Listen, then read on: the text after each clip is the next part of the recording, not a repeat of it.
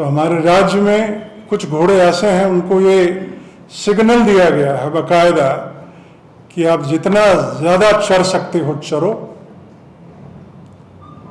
और बाकी इकट्ठा करके हमारे पास पहुंचो। और जब गलती पे गलती वो करे जा रहे हैं तो किस चीज़ का, किस दिन का इंतजार कर रहे हैं कि जब इस राज्य पूरा खोखला हो जाए। साहब आप कह रहे हैं कि अगर एफआईआर हो जाएगा तो अधिकारी डर जाएंगे, कमाल है। अगर अधिकारी ने कोई गलती नहीं की है तो उसको किस एफआईआर से डरना है। और जो आदिवासी, सच्चे आदिवासी होते हैं, वो इन काम से दूर रहते हैं। वो हैं ऐसे बहुत सारे आदिवासी अधिकारी, आदिवासी मंत्रियों को भी हमने देखा है, आदिवासी मुख्यमंत्री भी हमने देखे हैं। इन्वेस्टिगेशन को कम जानते हैं, गांव के रहने वाले लोग हैं, उनको एक बुलावे में रखना, झूठ का पर्दा उनके सामने टांगना, ये समाचार पत्रों में, न्यूज़ पोर्टल्स में लगातार ये खबरें आ रही हैं। और इन्फोर्समेंट डायरेक्टरेट के एक्शन के बाद राज्य के कई वरीय ब्यूरोक्रेट्स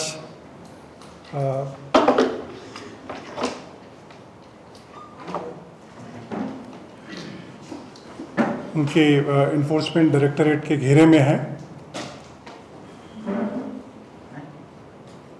इस राज्य का निर्माण आपके और हमारे पुरखों ने खून पसीना लगा करके, शहादत दे करके, माननीय पूर्व प्रधानमंत्री माननीय अटल बिहारी वाजपेयी जी के आशीर्वाद से ये राज्य बना। और तब हम लोगों ने यही सोचा था कि ये राज्य जो कि मिनरल से भरपूर है, खनिज और फॉरेस्ट की संपदा, नेचुरल रिसोर्सेज इतना ज़्यादा है कि अब ये रुकेगा नहीं। मुझे उन ब्यूरोक्रेट्स जिनकी जिम्मेवारी है कि इस राज्य को विकास के पटरी पे ले चले, सरकार के लिए एक बड़ा सपोर्ट पेश बने, और ऐसे अगर जिम्मेदार अधिकारी बड़े मैग्नीट्यूड के करप्शन में इन्वॉल्व हो जाए तो इस राज्य का और इस राज्य के वासियों के लिए बहुत नुकसान है। और इसी बात से मैं विचलित होके कल मैंने मुख्य सचिव महोदय को एक पत्र लिखा है, वो आपको उसकी कॉपी मिल जाएगी।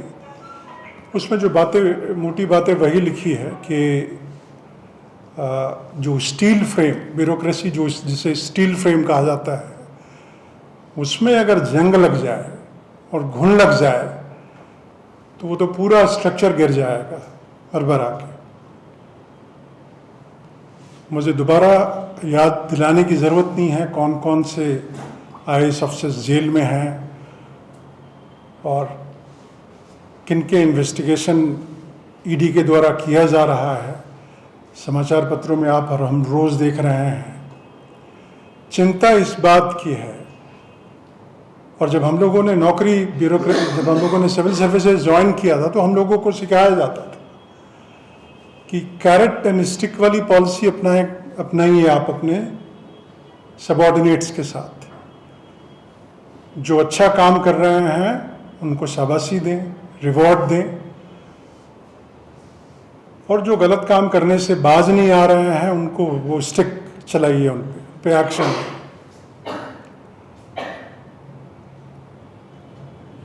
ED के द्वारा बड़ा डिटेल्ड इंफॉर्मेशन जो उन्होंने अपने इंक्वायरी में जो इकट्ठे किए, मटेरियल्स इकट्ठे किए, वो पिछले कुछ दिनों से राज्य सरकार को भेजा, उन्होंने उनके साथ शेयर किया है। और PMLA prevention of money laundering act का जो सेक्शन 6(2) है, ये ED को मैंडेट करता है कि ऐसा अगर उनके पास कोई इंफॉर्मेशन है, मटेरियल है, तो उस पर लॉजिकल एक्शन हो और लॉजिकल एंड की तरफ वो बढ़े। उस इंफॉर्मेशन को आप शेयर कीजिए दूसरे एजेंसीज के साथ या गवर्नमेंट के साथ। और गवर्नमेंट की जिम्मेदारी बन जाती है कि उस पर इमीडिएटली एक्ट करे। तो इतना कुछ मटेरियल पाने के बावजूद पिछले कई दिनों से ये सरकार चुप्पी बांधे हुए है, कोई एक्शन उनका नहीं हो रहा है। इससे नुकसान क्या हो रहा है कि वैसे अधिकारी जो बड़े करप्शन में इन्वॉल्व हैं और उन पे वो एक्शन, टाइमली एक्शन नहीं हो रहा है, तो इससे उनका मन और बढ़ रहा है। उनके नीचे के जो मातहत हैं उनको भी लग रहा है कि इनके साथ कुछ नहीं हुआ, इतना कुछ खबरों में, समाचार में आने के बाद तो हम लोगों को कौन रोकेगा। दूसरी बात, राज्य को चलाने के लिए सरकार को अलग अलग विभाग में, अलग पोजीशंस में समय के हिसाब से, परिस्थितियों के हिसाब से इफेक्टिव ऑफिसर्स को डिप्यूट पोस्ट करना पड़ता है। और इस राज्य में भी अच्छे अफसरों की कमी नहीं है, लेकिन दुर्भाग्य है कि वैसे अफसर जिनसे हम लोग उम्मीद करते हैं कि राज्य को विकास की सीढ़ी पर ले चले, वो आज हाशिए पे हैं। कुछ लोग डिपुटेशन पे चले गए, सेंट्रल डिपुटेशन पे, कुछ लोग जाने की तैयारी में। चूंकि राज्य सरकार, राज्य के मुखिया वैसे अधिकारियों को तरजीह दे रहे हैं जिले से लेकर के सचिवालय तक, जो माहिर हैं पैसे इकट्ठे करने में और ऊपर पहुंचाने में। तो ये जाहिर सी बात है कि अगर सोर्स ऑफ इनकम पे अगर चोट पड़ती है तो सरकार के मुखिया मंत्री, उनको नुकसान हो रहा है। लेकिन क्या इस राज्य के लिए ये बेहतर कदम है? नहीं है। और इसी चिंता से मैंने मुख्य सचिव महोदय को चिट्ठी लिखा है कि आप इस राज्य के मुखिया हैं, गवर्नमेंट सर्वेंट्स के, आपकी जिम्मेदारी है कि एक सही मैसेज और सिग्नल डाउन द लाइन हर कर्मचारी तक पहुंचे। उसके लिए जो लोग गड़बड़ी कर रहे हैं उन पे एक्शन हो, उनको उस इम्पॉर्टेंट पोस्ट से हटाया जाए, उन पे कानूनी कार्रवाई की जाए, डिपार्टमेंटल कार्रवाई की जाए। देखिए, ब्यूरोक्रेसी एक ऐसा घोड़ा है जो अपने घुड़सवार यानी सरकार को या मुखिया को बहुत अच्छे से पहचानता है कि जो घुड़सवार ऊपर बैठा है वो क्या चाहता है, किस तरफ घोड़े को ले जाना चाहता है, कितना कंट्रोल है उसमें। तो हमारे राज्य में कुछ घोड़े ऐसे हैं, उनको ये सिग्नल दिया गया है बाकायदा कि आप जितना ज्यादा चढ़ सकते हो चढ़ो और बाकी इकट्ठा करके हमारे पास पहुंचाओ। एनफोर्समेंट डायरेक्टरेट, मैं देख रहा था समाचार पत्रों में आज भी, सेक्शन 6(2) की मैंने बात की, जो मैंडेट करता है वो शेयर करने का इंफॉर्मेशन, और किसी भी सरकार, उनके एजेंसी, खासकर इन्वेस्टिगेटिव एजेंसी को, खासकर पुलिस में, ये सुप्रीम कोर्ट का निर्णय है, बार बार आता रहा है, अभी भी कुछ दिनों पहले आता रहा है, कि अगर संज्ञान में उनके कोई कॉग्निजेबल ऑफेंस आता है तो उनको एफआईआर रजिस्टर करना ही पड़ेगा। कहीं कोई इंक्वायरी की गुंजाइश नहीं है, कहीं कोई डिले की गुंजाइश नहीं है। एफआईआर करें, बात में सच्चाई है, एविडेंस एकत्रित करें, विटनेसेस लाएं, केस को चार्जशीट करें। और झूठी बात है तो भी आप इन्वेस्टिगेट करिए और उस केस को कैंसिल करिए। तो इसमें दिक्कत क्या है? लेकिन आप प्रोसेस ही शुरू नहीं कीजिएगा, पहला पड़ाव एफआईआर का रजिस्ट्रेशन का, और उस पर आप बैठे रहिए आप लंबे समय तक, तो मैंने जो गिनाया कि राज्य का हित, राज्यवासियों का हित इससे बहुत ज़्यादा प्रभावित होता है।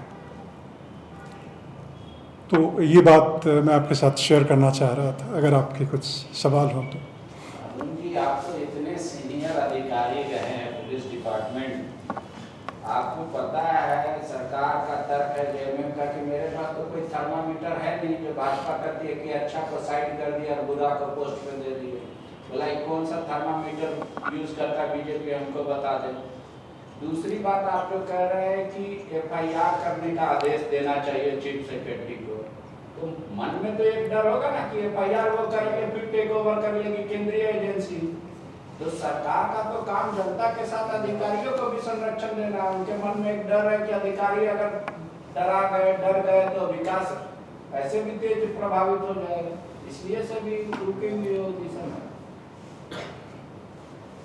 आपके पहले सवाल का जवाब दूंगा मैं। हर एक सरकार के पास बहुत बड़ा थर्मामीटर होता है, हर एक अधिकारी को बढ़िया से जानते हैं वो, सिर्फ नेता नहीं, मुख्यमंत्री और मंत्री नहीं, बल्कि जो सीनियर सेक्रेटरीज बैठे हैं, chief secretary, home secretaries, development secretaries, ये जो सारे सीनियर्स हैं, वो क्या सारे अफसरों को नहीं जानते? क्या उनको पता नहीं कि कौन काबिल है, कौन नाकाबिल है, कौन किस फील्ड में ज्यादा अच्छा काम कर पाएगा?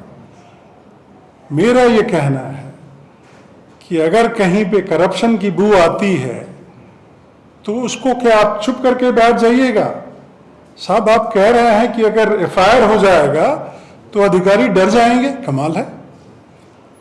अगर अधिकारी ने कोई गलती नहीं की है तो उसको किस एफआईआर से डरना है? मैंने आपको बताया, एफआईआर का मतलब चार्जशीट नहीं होता है। कई केसेस हम लोगों ने रजिस्टर किए हैं जो बाद में झूठे निकले, और उसमें फिर 182 की कार्रवाई हमने कंप्लेनेंट के खिलाफ किया है।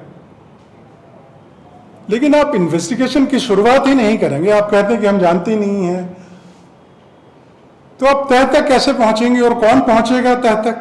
आम जनता या जो विपक्ष में हम लोग बैठे हैं, हम लोग पहुंचे?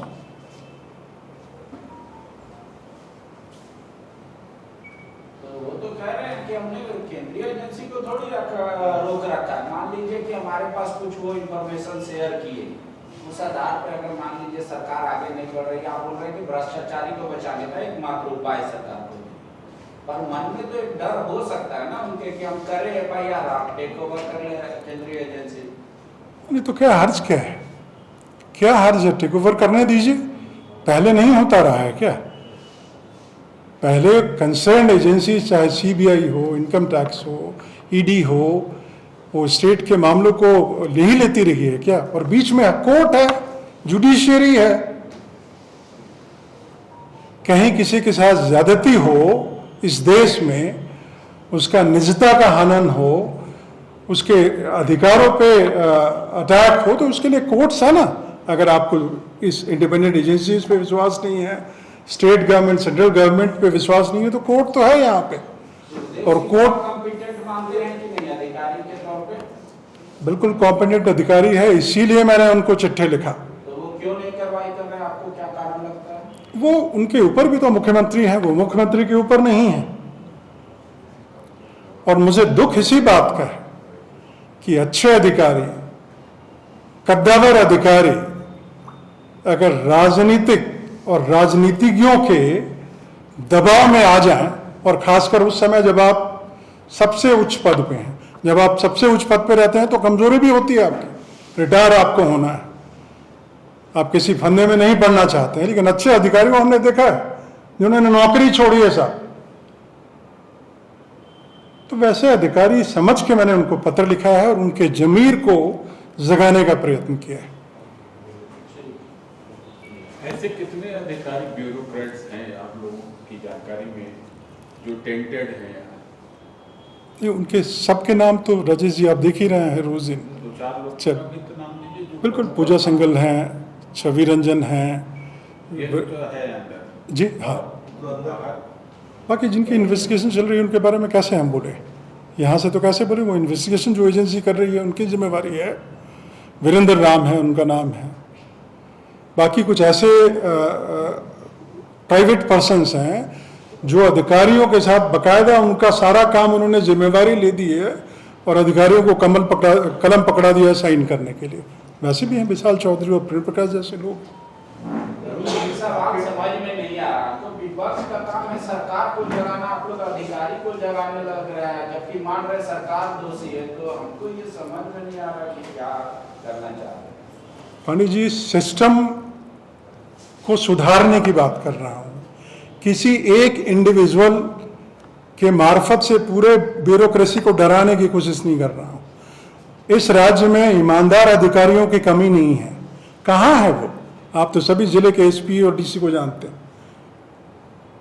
क्यों वो पोस्ट उस पोजीशन पे नहीं है जहां पे वो काम करके दिखा सके? तो उनको क्यों नहीं मौका मिलता है? ऐसे लोगों को ही बार बार क्यों मौका मिलता है? और जब गलती पे गलती वो करे जा रहे हैं तो किस चीज का, किस दिन का इंतजार कर रहे हैं कि जब इस राज्य पूरा खोखला हो जाए और इस राज्य में कोई आर्थिक शक्ति ही ना बचे, उस दिन का इंतजार हम लोग कर रहे हैं। नहीं सर, सीएम तो बार बार कह रहे हैं कि पॉलिटिकली मोटिवेटेड जो भी कार्रवाई हो रही है वो सीधे सीधे है कि एक राज्य के आदिवासी मुख्यमंत्री को कैसे आप लोग परेशान करें, जो काम ये कर रहे हैं और जो करना चाह रहे हैं उसको कैसे आप लोग बाधक बने, उसमें रोकें, और ताकि चुनाव के समय फिर आप ही कहें कि देखिए इन्होंने इनका घोषणा पत्र ये था, ये नहीं कर पाए। तो सीधे सीधे उनका आरोप तो है कि पॉलिटिकली मोटिवेटेड वो संस्थाएं भी हैं और आप लोग भी ट्राइबल सीएम को काम करने नहीं देना चाहते हैं। चंदन जी, गरीबी, आदिवासी, कमजोर, वंचित, ऐसे शब्दों का इस्तेमाल लाग लपेट करने के लिए ना किया जाए। और जो आदिवासी, सच्चे आदिवासी होते हैं वो इन काम से दूर रहते हैं। वो हैं ऐसे बहुत सारे आदिवासी अधिकारी, आदिवासी मंत्रियों को भी हमने देखा है, आदिवासी मुख्यमंत्री भी हमने देखे हैं जिन्होंने ईमानदारी से जिन्होंने काम करके इस राज्य को चलाया है। लेकिन ये एक एक्सक्यूज, पब्लिक के सामने में एक झूठा नैरेटिव गढ़ना, और जो कम जानते हैं राजनीति को, एडमिनिस्ट्रेशन को कम समझते हैं, इन्वेस्टिगेशन को कम जानते हैं, गांव के रहने वाले लोग हैं, उनको एक बुलावे में रखना, झूठ का पर्दा उनके सामने टांगना, ये गलत बात। नहीं, लेकिन रामेश्वर और राम जी भी आप पुलिस डिपार्टमेंट में रहे, उनका तो सीधा आरोप है कि भाई दारू के कारोबार में 400 आदमी का इन्वेस्टमेंट था, 399 को छोड़ के ईडी सिर्फ मेरे घर इसलिए पहुंची कि मैं कांग्रेसी हूँ, नहीं तो नहीं पहुंचती, नहीं तो 399 को क्यों छोड़ दिया? तो अब चोरों और डकैतों और भ्रष्टाचारियों में भी डिस्टिंक्शन किया जाए? तो डिस्टिंक्शन तो नहीं, इसलिए घर आई। एक्शन आप करने नहीं दीजिएगा, इसका मतलब पहले उसको पकड़िएगा फिर हमको पकड़िएगा। आपकी बात उजागर हुई तो उसको लॉजिकल एंड तक ले जाएं, और दूसरा अगर भ्रष्टाचारी है तो उसमें भी एक्शन, मानता हूं उस बात को मैं, लेकिन ये कोई एक्सक्यूज नहीं हो सकता कि आप बाकी को छोड़ के सिर्फ हमारे पीछे पड़े हैं। तो क्राइम और करप्शन में भी कुछ थोड़ा सा डिस्क्रिशन रखा जाए क्या? ये ठीक नहीं होगा। सर, राजीव और कब आप लोग का एक्सीडेंट क्या है? क्या ईडी के पास प्रॉपर एविडेंस नहीं है, इस वजह से उनकी गिरफ्तारी नहीं हो पा रही है? या फिर आप लोग एक नैरेटिव सेट लगातार करने की कोशिश कर रहे हैं कि पूरा ब्यूरोक्रेटिक स्ट्रक्चर जो है राजीव अरुण एक्का और उनके जो गुर्गे हैं विशाल चौधरी और लोग जो लोग हैं, उसके बारे में पुख्ता सबूत ईडी ने चीफ सेक्रेटरी को भेजा है। उसमें कोई गुंजाइश ही नहीं है कि आप उसको आप ये कह के उससे किनारे हो जाए कि ये तो बड़ा फ्लिमजी सा ग्राउंड है। बहुत एकदम ब्लैक एंड व्हाइट में एविडेंसेस हैं, उस पर अगर एक्शन नहीं होगा तो किस पे एक्शन होगा? लेकिन सरकार तो उनको जिम्मेदारी दे रही है, आप इसको कैसे मानते हैं? कैसे? मैंने शुरू में कहा, शायद आप देर से आए, मैंने फिर कहा कि ये सरकार उन अफसरों को तरजीह दे रही है, उन अफसरों को उस पदों पे बिठा रही है, कमाऊ पदों पे, जहां से उनका भी रास्ता खुलता है। इसलिए बार बार वैसे लोगों को प्रोटेक्ट किया जा रहा है। ये जो डिलेइंग टैक्टिक्स है कि कोई एक्शन नहीं, कोई एफआईआर नहीं, कोई इन्वेस्टिगेशन की शुरुआत नहीं, ये डिले कर रहे हैं कि जितना डिले हो जाए, जब तक सरकार रहे तब तक इनके मार्फत हमें हमारी कमाई जारी रहे। अफसरों की तो कमी नहीं है अच्छे अफसरों की। और thefollowup.in. Like, share, and subscribe.